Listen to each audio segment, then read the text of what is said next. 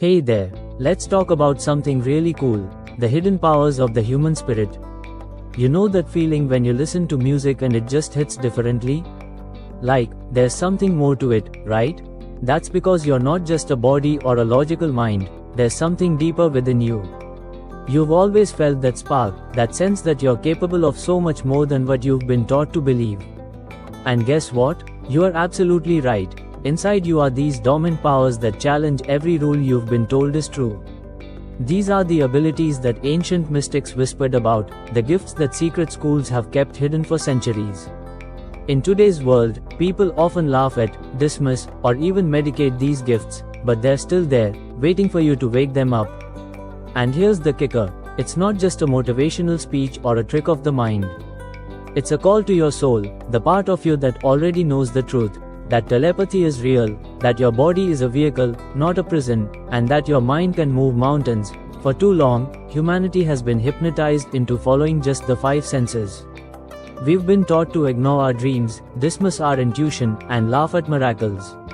But the veil is thinning, and something inside you is stirring. You've had glimpses of this before, like when you thought of someone right before they called, or felt the energy shift in a room without anyone saying a word. You've known things you shouldn't have known and dreamt of places that felt more real than reality itself. You weren't just imagining it, you were remembering your powers. This journey isn't about imagining, it's about recalling those ancient teachings that the modern world has tried to forget. It's about connecting with the wisdom of Atlantis, Egypt, India, Tibet, and beyond, not as mere stories, but as memories. There are 7 keys to understanding what it truly means to be human, and they're not just about being human. They're about being a being of light in a physical form. Each chapter of this journey will reveal a hidden gift within your energetic body, your soul's blueprint, and your forgotten lineage. These gifts are real, ancient, and they belong to you. But here's the thing, this isn't about entertainment or gaining cool abilities. It's about responsibility, purity, and alignment. Because without awareness, power can lead to destruction. But with presence, power transforms everything. Are you ready? Because once you hear this truth, you can't unhear it. Once your mind remembers what your soul already knows, your life will never be the same. You'll start to see energy, feel vibrations, and navigate the unseen world. You'll stop questioning whether you're crazy and start wondering why you took so long to remember. You are not here by coincidence. You've been drawn to these words by something deeper than algorithms. This message reached you because your soul whispered it to you. Now is the time to unlock what's been locked away, to awaken what's been buried. It's time to remember who you truly are. So take a deep breath, quiet your logical mind, and let your inner being come forward. What you're about to hear isn't just a lesson, it's a call to your deeper self, to that part of you that has always known you're here for something greater. This isn't a fantasy, it's about bringing forth the divine instrument you were always meant to be. Let's begin this journey back. Your first power is waiting for you, the silent language of telepathy. What if I told you that words are the weakest form of communication? Before you even speak, your mind has already said so much. You felt it, the moment you thought of someone and they called, or when you sensed someone staring at you from across the room. That's not coincidence, it's telepathy, one of your oldest and most natural abilities. Long before language, humans communicated soul to soul, thought to thought.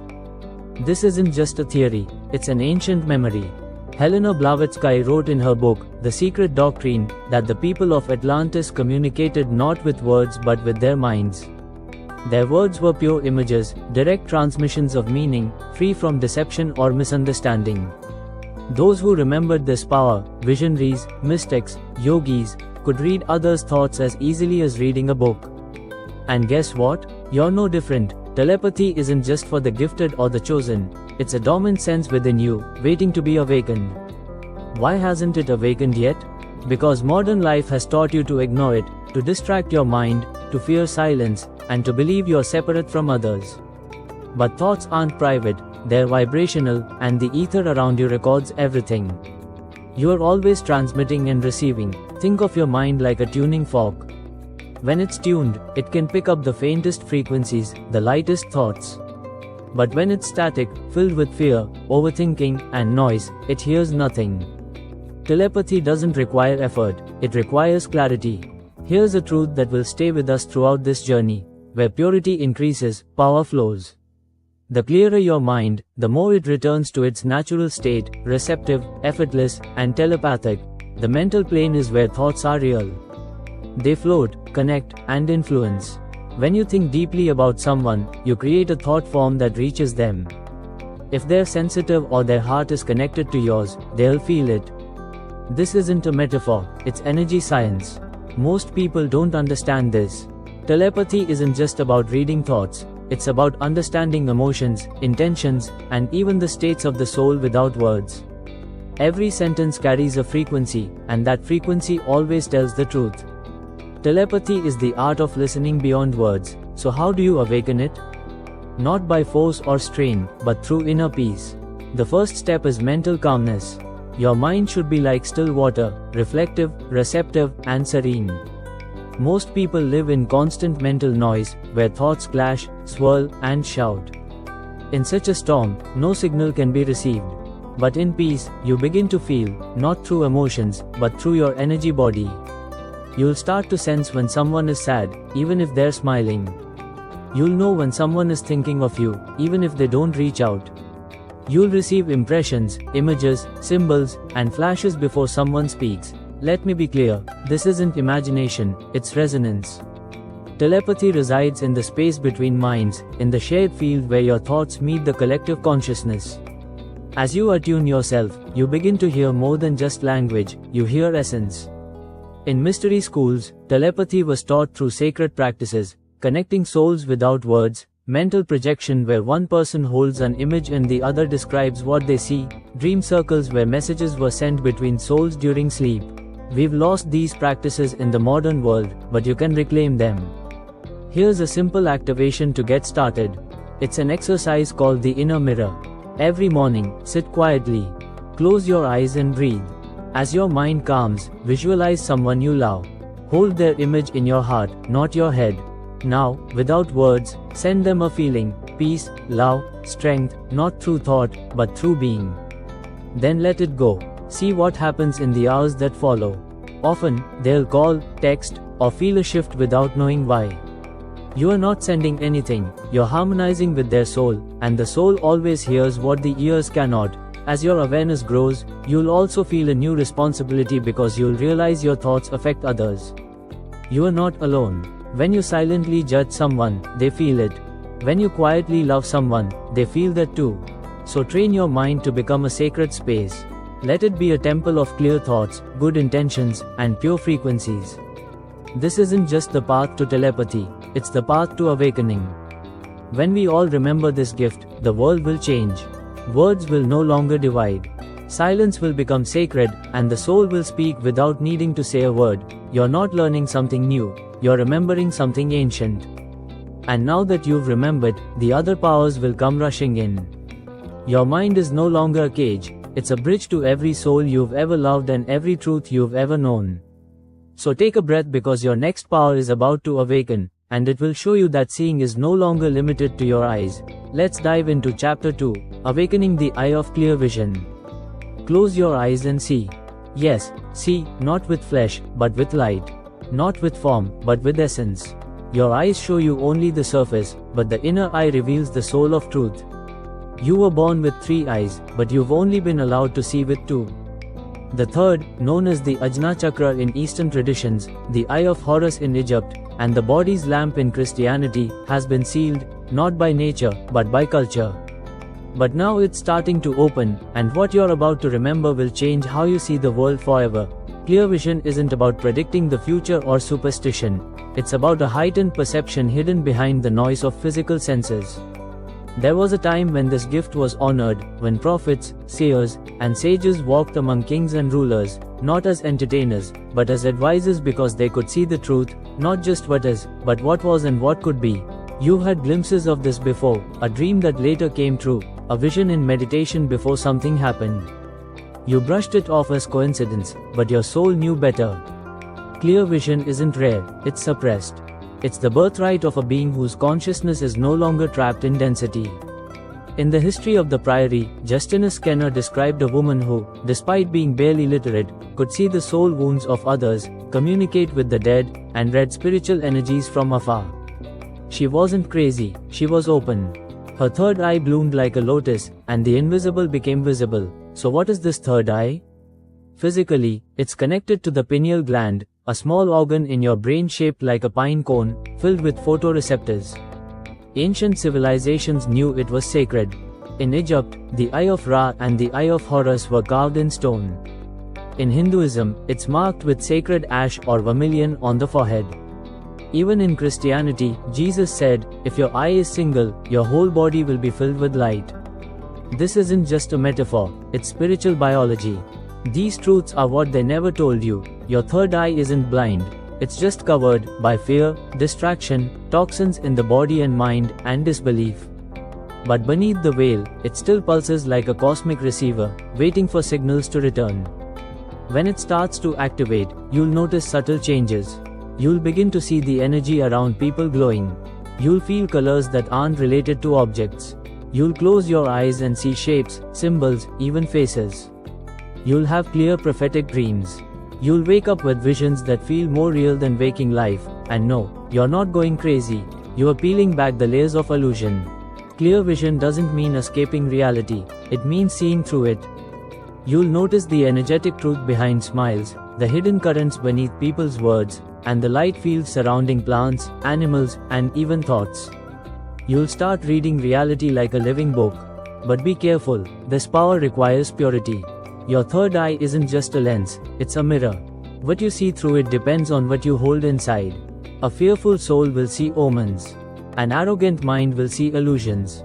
But a clear heart will see the truth, radiant, divine. That's why in mystery schools, initiates were asked to purify their thoughts, emotions, and desires before learning the art of seeing. Because knowledge without vision is just a form of blindness. So how do you awaken your clairvoyance? You start by entering a state of calm light. There's a place in your forehead where thoughts quiet down and light begins. Here's an ancient practice that was once done in initiation temples. It's called the violet flame mirror. Find a quiet place, sit comfortably or lie down. Close your eyes and take deep breaths. Imagine a small violet flame glowing in the center of your forehead, where your third eye is. With each breath, feel this flame growing brighter, not hot, but radiant. Now, ask a question, not with your mind, but with your soul. Don't seek concrete answers, just wait.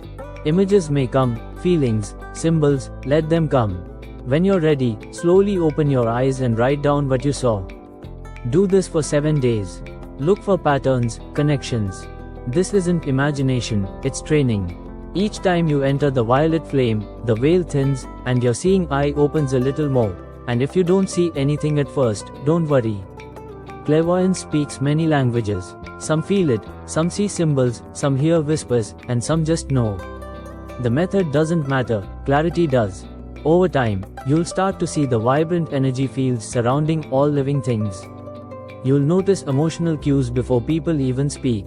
You might even start seeing higher beings, guides, ancestral spirits, who won't appear in confusion but in the understanding beyond the veil. Now take a breath because your next power is about to awaken, and it will show you that intuition is the voice of your higher self. Inside you is a voice that doesn't shout. It doesn't argue. It doesn't beg for attention. It just knows. And when you follow it, doors open where walls once stood. That's intuition. It's not instinct, not analysis, not a lucky guess. It's divine intelligence flowing through you like a quiet river beneath the noise. You've felt it before, an odd certainty when making a decision, a gut feeling to leave just before something goes wrong, or a sense about someone that later proves to be true. You didn't know how you knew, you just did. It wasn't chance, it was your higher self speaking in silence. Intuition is your soul's language. It doesn't communicate in sentences or logic, it speaks in symbols, sensations, and sudden insights. It's faster than thought, deeper than reason, and purer than emotion. It's the whisper of infinity within you. Elizabeth Heitch tells us in her initiation that initiates in Egyptian temples were taught to quiet their minds, not to empty them, but to listen to what lies beyond. To discern between the noise of the ego and the whispers of the infinite soul. And that's what you need to learn now, because intuition isn't something you develop, it's something you unlock. The modern world teaches you not to trust it, to prioritize logic, to calculate, to seek proof. Intuition doesn't beg for validation, it simply speaks and waits for you to listen. And when you do, your life begins to flow with a wisdom far beyond your mind. You need to understand this: your intuition isn't random, it's precise. It's connected to a field that sees beyond time and space. It already knows what's coming. It can feel the energetic outcomes of every path. When your intuition speaks, it's guiding you from the level of soul contracts, karmic alignments, and unseen truths. Ignoring it is like walking blindfolded. Following it means aligning with the intelligence that created you. But here's the catch: your ego speaks loudly. Your fears are clever, and your desires can be deceptive. If you're not careful, they'll masquerade as intuition. So how do you tell the difference? Here's the key: intuition feels like peace. Even when it warns you, it feels calm. Fear feels panicked, even when it praises you. True intuition never pressures you, it comes softly, gently. It's a sensation in your body, a resonance in your chest, a pull in your solar plexus, no drama, just truth. You don't argue with it, you either follow it or feel its absence when things go wrong. But the more you listen, the stronger it becomes. It's like a muscle. Use it, and it grows stronger. Ignore it, and it fades.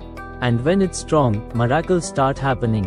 You begin to move ahead of the wave, saying yes before the opportunity arises, and saying no before danger appears. You'll find yourself walking paths that others see as lucky, but you know better. It's not luck, it's living in alignment with your inner guidance. Let's dive deeper. In esoteric philosophy, the soul has many layers: physical, emotional, mental, and spiritual. Intuition flows from the spiritual plane, a realm of divine truth where separation dissolves, and all knowledge is interconnected. When you reach this plane, you're no longer thinking, you are knowing. You're no longer choosing, you're recognizing. Intuition doesn't predict the future, it remembers it. Because in higher planes, all potential futures already exist. The more you trust this power, the more you become a conduit for divine movement. You'll start noticing synchronicities that pile up like breadcrumbs from the unseen world. You'll begin to walk as if someone is guiding you, because they are. So how do you strengthen this power? Through practice, stability, and surrender. Let's start with a sacred exercise called the inner compass. Find a quiet moment. Close your eyes and take a deep breath. Allow your body to soften. Think of a small decision, something real but not heavy. For example, should I take this route today? Without analyzing, ask the question in your mind. Now focus on your solar plexus, your intuition. Feel it. Does your body open up or close down? Do you feel expansion or contraction? Pay attention to the first sensation that arises. Trust it. Act on it. Observe the results. Repeat this daily with bigger decisions. You are not just guessing, you're harmonizing. And the more you trust, the louder it becomes. You'll start to feel when something is right before it makes sense.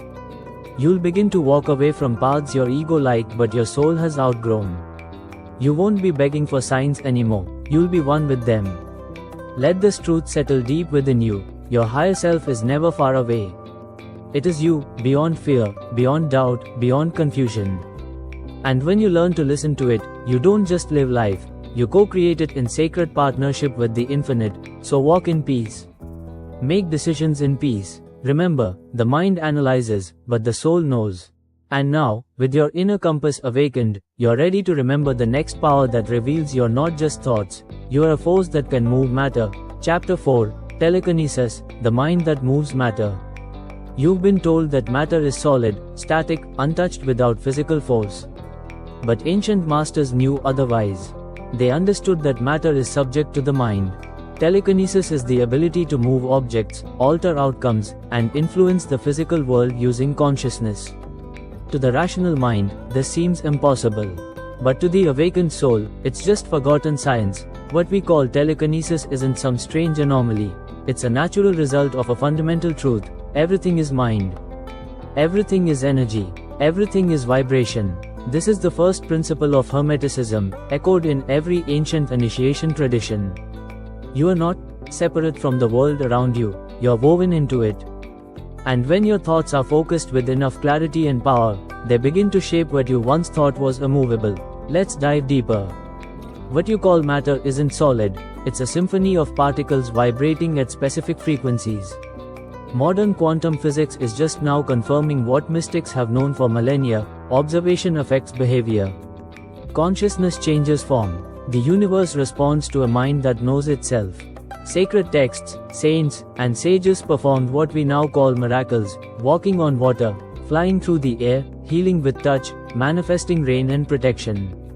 They weren't defying nature, they were working in harmony with a deeper layer of nature that most have forgotten.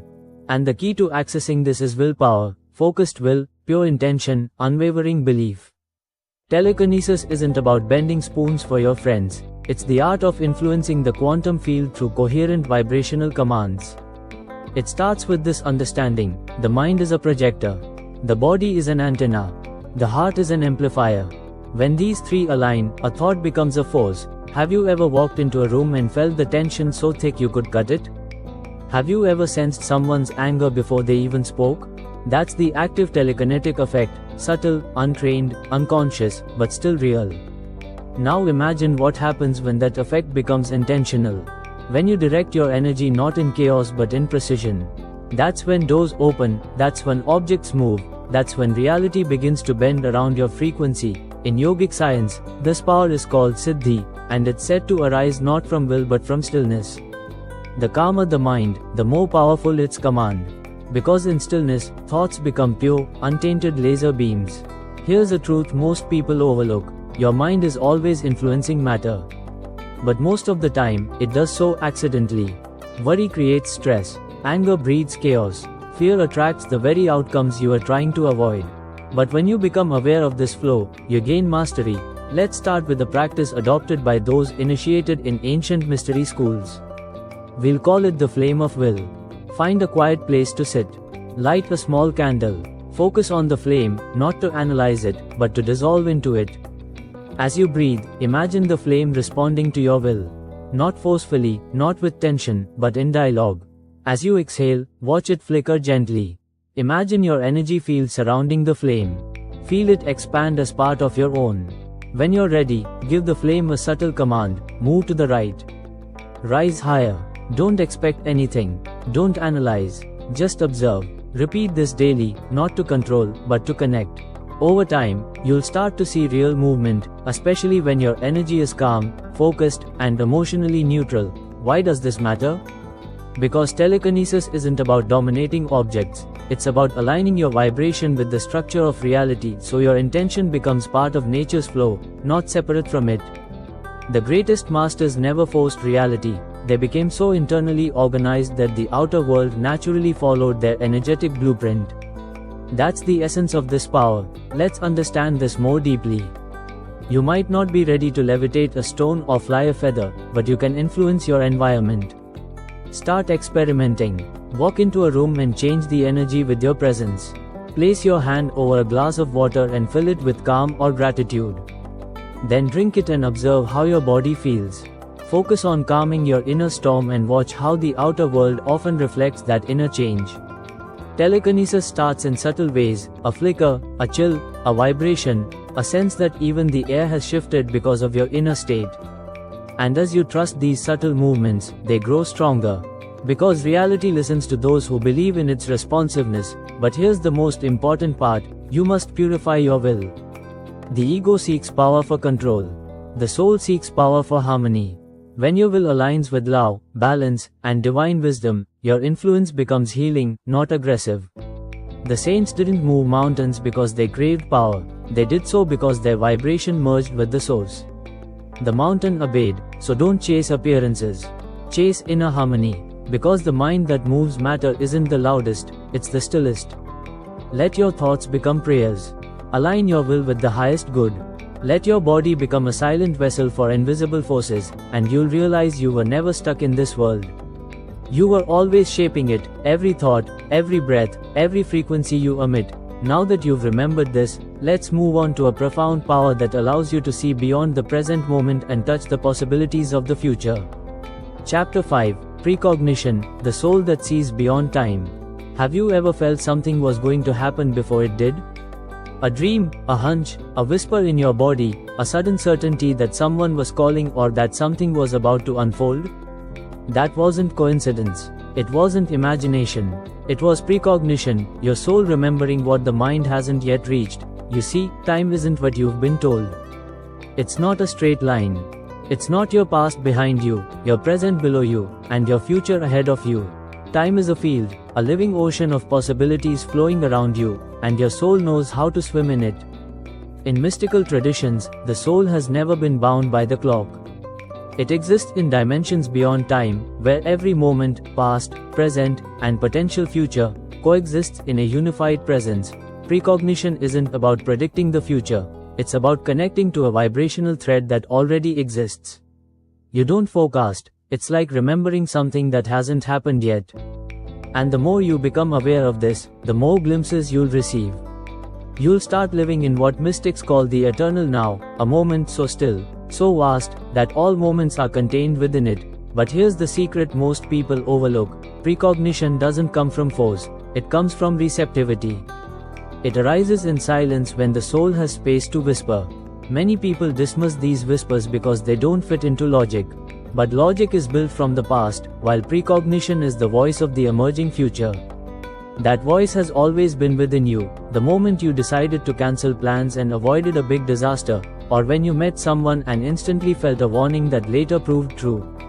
That dream that felt strange until it manifested days later? Your subtle body was listening behind the scenes. So what's happening here? Let's dive deeper. In Hermetic traditions, there's a concept called the causal element, a higher energy layer where all actions, intentions, and vibrational streams are stored as imprints. These imprints are like molds in the fabric of time. And your soul, especially in a calm and open state, can read these molds like braille in the dark. Precognition isn't fate, it's awareness of trajectories. It doesn't mean the future is set, it means your soul is sensing the most likely outcomes based on current energy. And once you become aware, you can redirect that trajectory. This is one of the greatest secrets. Seeing the future isn't about surrendering to it, it's about gaining the power to redirect it. If you sense danger, you can change your path. If you feel an opportunity, you can seize it in time. If you realize a timeline doesn't align with your soul, you can start anew. You are not just a dreamer of the future, you are a weaver of timelines. Now let's activate this power. There's a sacred doorway where precognition flows most freely, the dream state. When you sleep, the ego sleeps too.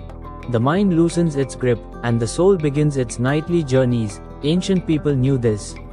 Egyptians studied dreams as divine gateways. The Greeks built dream temples for healing and visions. Essenes, Tibetans, shamans, all taught that dreams aren't illusions, they're wise. You've likely had prophetic dreams before, you just didn't call them that. Now it's time to reclaim them. Let's do a practice called the dream mirror ritual. Before you sleep, sit quietly with a journal. Place your hand on your heart and gently say, "Tonight, I open myself to receive true visions. I ask my soul to remember what it already knows." As you drift off, keep your body relaxed. Upon waking, write down everything, even fragments. Look for patterns, symbols, emotions that feel more vivid than reality. After several nights, you'll start to see echoes in your waking life. You are not waiting for the future. You're remembering frequencies you've already traversed in another layer of time. And precognition can also happen when you're fully present, moments of stillness, deep emotion, meditation. During these states, the veil lifts. You can see glimmers before your body moves, hear inner phrases, and feel the shifting timelines. Here's how you start trusting them. Don't wait for confirmation, act on alignment. Don't dismiss small insights, they're precursors. When something feels real beyond logic, it often is. But with this gift comes responsibility. Because if you can see the currents of time, you must learn to walk humbly, not to manipulate, but to serve. The greatest prophets weren't trying to be special, they were trying to stay aligned. Don't seek power for control, let your vision become a bridge between the present and what's possible. And remember, what you see is always changing. You're not static, your future isn't fixed. But if you listen closely, your soul will guide you toward your highest expression. You are not just a body moving through time, you are a consciousness moving through time, shaping destiny with your presence. And now that you see this, you're ready to activate another power that shows how your hands, your breath, and your intention can heal the world around you. Chapter 6, Energy healing, the transmission of life force. You are a healer, not because you've been trained for it, not because you have a title, but because your very existence is designed to channel life force. The question is, do you remember how? There's an energy that flows through everything. Ancient people called it prana, chi, ruish, spirit, baraka, or orenda. It's the breath behind the breath, the heartbeat behind the heartbeat. It's the invisible thread that connects the soul to the body. And when this energy flows freely, there's vitality. When it stagnates, there's illness, but modern science is still struggling to understand this. Your body doesn't just receive this life force, it transmits it too. You are a bridge, a living conduit between the cosmic flow and the physical realm. And with intention, purity, and presence, you can direct this energy for healing yourself and others. Energy healing isn't a fantasy, it's an ancient practice. Every culture's sages and healers knew it. Early Christians practiced laying on of hands. Japanese Reiki channels, Chinese Qigong masters, Indian pranic healers, shamans, and herbalists, all flowed with the same universal life force that permeates all things, and you can too. You have voltage in your hands. Your heart emits a measurable electromagnetic field. Your intention shapes the flow of energy in your body's cells. You don't need tools, you are the tool. But this power requires one sacred thing, alignment. Because energy follows intention, and intention follows vibration. If you're scattered, fearful, or ego-driven, the energy you transmit will be just as distorted. But when you're still, when your heart is open, and your ego is quiet, you become a channel for divine flow. Healing doesn't come from you, it flows through you. Let's be clear, you are not the source. You are the bridge. The healer isn't the hero, the healer is the hollow bone, the open flute. The flow happens when you align your body, mind, and soul with the source. Miracles become the new normal. Illness melts away, emotional wounds heal, stagnant energy begins to flow again. And it's not because you did something, it's because you got out of the way. So how do you start? Let's activate your inner healer with an exercise called the Hands of Light. Sit quietly with your palms facing up in your lap. Close your eyes. Take a deep breath and feel your body softening. Imagine a radiant light descending from above your head, a warm, golden white flow. See it moving down through your crown, along your spine, through your arms, and into your hands. Let your hands tingle, vibrate, or feel warm. Now gently place your hands on your heart or any part of your body that needs support. Don't try to heal, just be present. Let the energy work. Feel gratitude, not for yourself, but for the divine power flowing through you. Stay here for 5 to 10 minutes. Then take a deep breath, open your eyes, and relax. This simple practice awakens the healing flow. Over time, you'll notice it becoming stronger. You may start feeling others' pain as if it were your own. You'll be drawn to place your hands on others, breathe with them, or simply offer peace with your gaze. You are not imagining this, you're remembering what your body has always known. Your hands are gateways. Your breath is a transmitter. Your presence is a frequency that impacts everything it touches. But always remember, the true healer is not you. The true healer is the wisdom behind the energy, the source, the infinite divine. You are just a bridge. So walk humbly, heal with reverence, and let love guide you, not ego. Now let's go deeper. Every illness is a disease, a disruption of harmony. It's a mismatch between body, mind, and soul. The role of the energy healer isn't to fight illness, it's to restore harmony. It's about reconnecting the client or yourself with the blueprint of wellness that already exists at higher levels. You don't have to force healing, you call it back.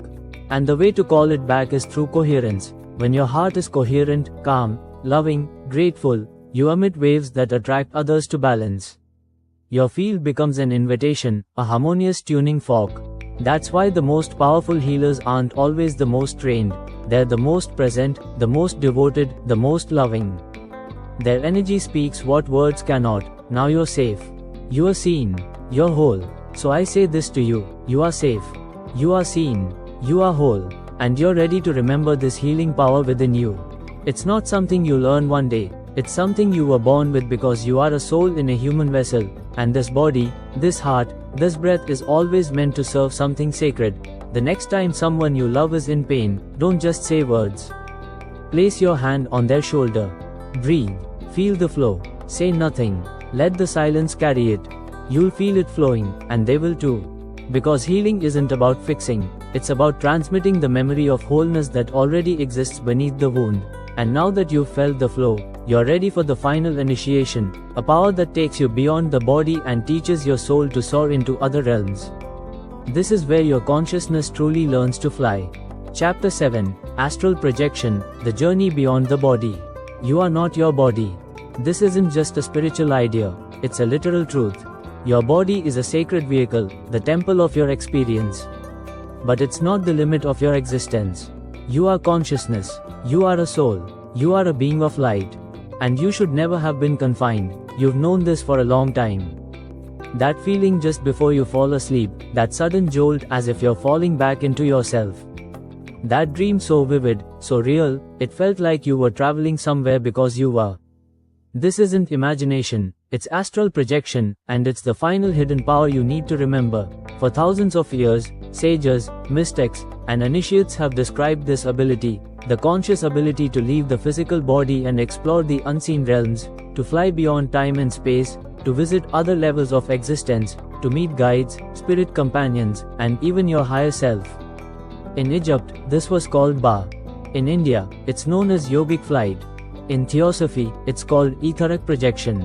In indigenous wisdom, it's the journey of the soul. All traditions see it not as a trick but as a sacred initiation. Because once you experience life beyond the body, you can never again believe that this physical world is all there is. So what is astral projection?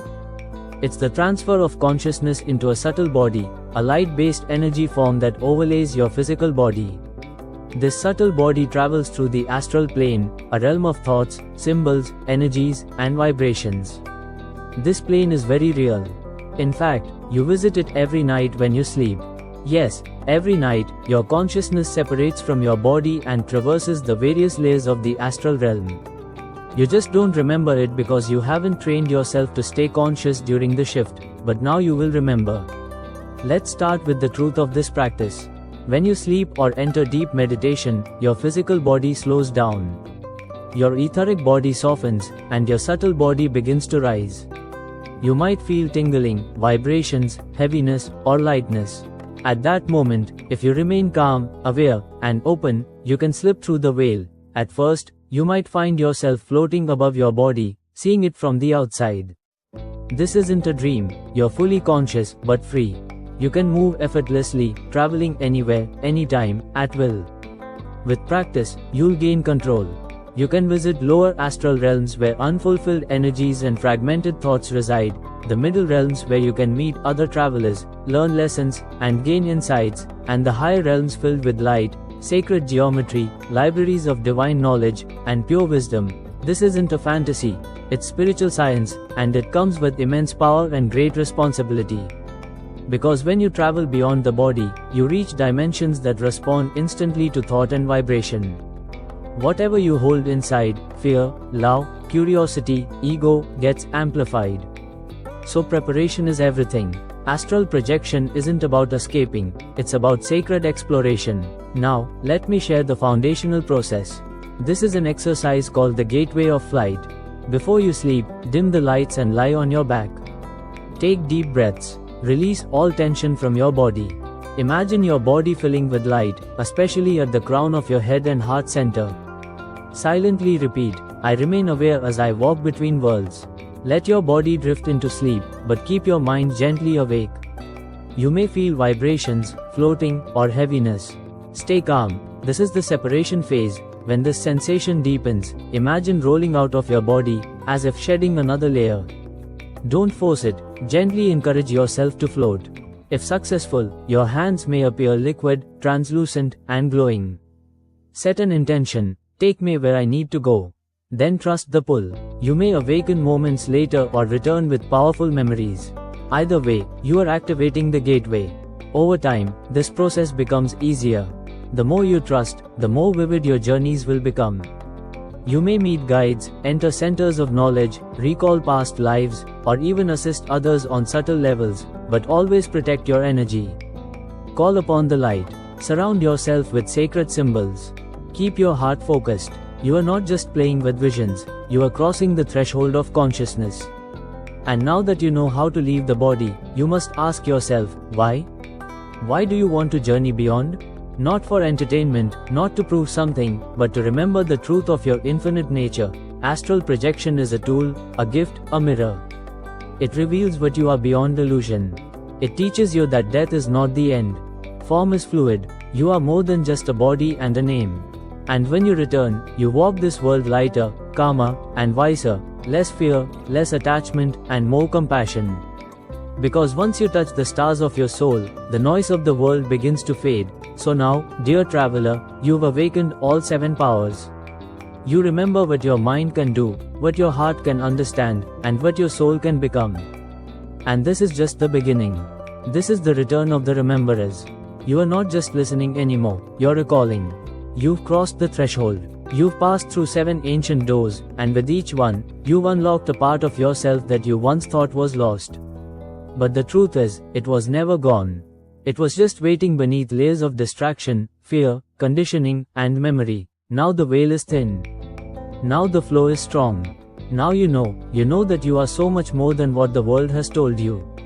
That behind your eyes lies a power that can communicate without words, that can see what others cannot, that can know what logic cannot explain, that can channel energy to heal, that can remember the future, that can transmit presence, and that can soar beyond the body. You're no longer a seeker, you are a bearer of ancient wisdom. And this isn't the end, it's the return. You haven't been given the power to rise above others, you've been given the gifts to help others rise. These powers were never about escape, they were about embodying, fully human, fully divine, fully awake in every breath. The world doesn't need more noise, it needs more presence. It needs souls who remember. Souls who feel energy in a handshake. Souls who hear the silence between words. Souls who dream awake. You've remembered. Now live as if you never forgot. This is the end of words, but the beginning of action. Go forth and let these powers awaken in every cell, every step, every breath. The world is ready. The question is, are you ready? You've done it. Thank you for staying until the end. This channel isn't just a video, it's a community growing together. If you've learned something, like this and let us know what resonated with you the most. As a symbol of power, success, and commitment, write 8 in the comments. Don't forget to subscribe so we can keep learning and growing together. See you in the next post. Om.